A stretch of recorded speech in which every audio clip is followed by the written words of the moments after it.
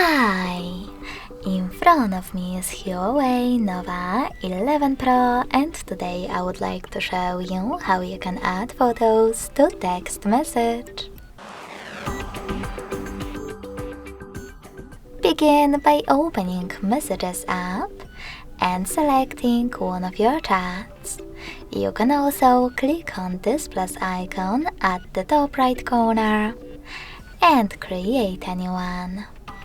Whatever you do, when you're ready, select this plus at the bottom left corner of your chat. Then click on Gallery at the bottom and click on your photos right away in order to add them.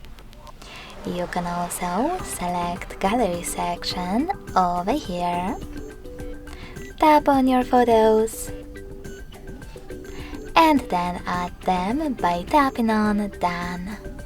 So when I do that, as you can see, my pictures were successfully added to text message.